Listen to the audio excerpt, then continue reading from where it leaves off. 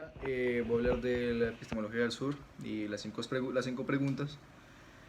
La primera es, según el texto de Introducción a la Epistemología del Sur, vivimos en un tiempo de preguntas fuertes y respuestas débiles.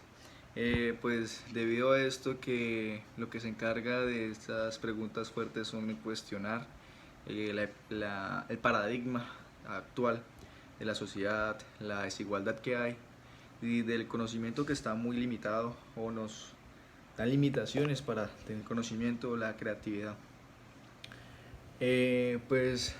Preguntas fuertes que yo tenga es, por ejemplo, el Estado y medios de comunicación.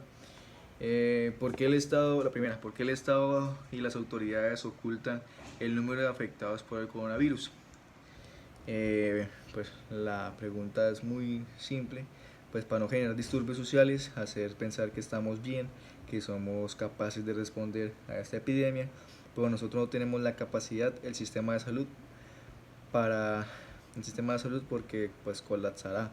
Si antes del coronavirus era un sistema de salud malo, pésimo, con esta epidemia es nefasta. El gobierno pinta el paisaje o pajaritos para que disimulemos que estamos bien.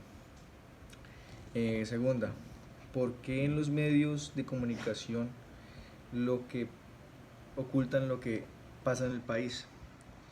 Eh, la respuesta es: los medios de comunicación disfrazan las noticias con cortinas de humo, como lo que pasa, como lo que pasa con los sistemas de salud, con la política, por ejemplo, lo que pasó hace poco con la niña política. Cuando la niña política llegó esa noticia a Colombia, los medios como RCN y Caracol lo que hicieron fue decir noticias de poco interés. Incluso noticias de otros países hicieron de todo para que esa noticia no circulara en el país o en las personas, ya que afectaba al presidente Duque o la política o el sistema de gobierno que llevan actualmente, un sistema de gobierno muy corrupto. Pues dada que esto, pues diría que de acuerdo a el cuestionario de la ONU, que Colombia era uno de los países más corruptos, pues estaban acertando. Bueno, la segunda es: según el texto, la teoría crítica ha ido perdiendo todos los sustantivos hasta quedarse ahora con los adjetivos. Sustantivos, pues yo diría que la política y el adjetivo es la política corrupta. ¿Por qué? Porque la política en los últimos tiempos ha sido desigual, del tema de que el político sano, limpio, quiere llegar a generar buena política, pensar en el pueblo, sin dinero, sin poder. En Colombia pues no llega, o bueno, la mayoría no llega a cumplir esta meta.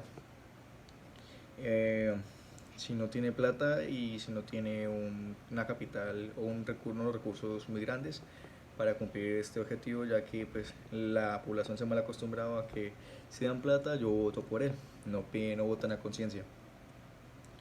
La comunicación es amordazada, pues, perdón, el sustantivo de la comunicación, el adjetivo es la comunicación amordazada. ¿Por qué amordazada? Pues que como RCN y Caracol, los dueños o los mayores accionistas son el mismo gobierno, el mismo estado, que pues amordazan o censuran todas las noticias que afecten el país o afecten especialmente a los políticos, garantizando que ellos tengan una buena imagen. Dice que señale tres pretensiones u objetivos de las epistemologías del sur. Pues la primera, valoración de conocimientos válidos, científicos y no científicos, de nuevas relaciones entre diferentes tipos de conocimientos a partir de grupos sociales. La segunda es que un sur no es geográfico, como se acaba de mencionar, sino metafórico. El sur antiperial es la metáfora del sufrimiento sistemático producido por el capitalismo y el colonialismo, como por otras formas se han apoyado en ellos. La tercera, la injusticia socioeconómica, la sexual o racial, la histórica, la generacional, etc. Se trata de la injusticia cognitiva, no hay peor injusticia que eso, porque es la injusticia entre conocimientos. La pregunta 4 dice: ¿cuáles son las premisas que fundamentan las epistemologías del sur? Pues la primera, la comprensión, pues La comprensión del mundo es mucho más amplia que la comprensión occidental del mundo. Por eso la transformación del mundo puede también ocurrir por vías, modos, métodos impensables para Occidente o las formas eurocéntricas de transformación social. Segunda, que la diversidad del mundo es infinita. Existen diferentes maneras de pensar, de sentir, de actuar, diferentes relaciones entre seres humanos, diferentes formas de relacionar entre humanos y no humanos, con la naturaleza, lo que llamamos naturaleza, diferentes concepciones del tiempo, diferentes formas de mirar el pasado, el presente y el futuro, diferentes formas de organizar la vida colectiva y provisión de bienes y recursos desde un punto de vista económico. La tercera dice que no existe una teoría general que pueda cubrir adecuadamente todas estas diversidades infinitas del mundo. Con eso no hay que buscar formas plurales de conocimiento, dado que el conocimiento es muy amplio y es infinito, que no tiene límites para llegar a concretar o tener diferente pensamiento de los demás. Bueno, la 5 dice que consiste la sociología de las ausencias y la sociología de las emergencias. Pues la sociología de las ausencias es como el averiguar en las sociedades a comunidades para así no tener vacíos en mirar los problemas que tienen cierta comunidad o cierto grupo social, teniendo diferentes perspectivas para no tener una sola teoría en cierto problema, un cierto conocimiento o un cierto punto de vista.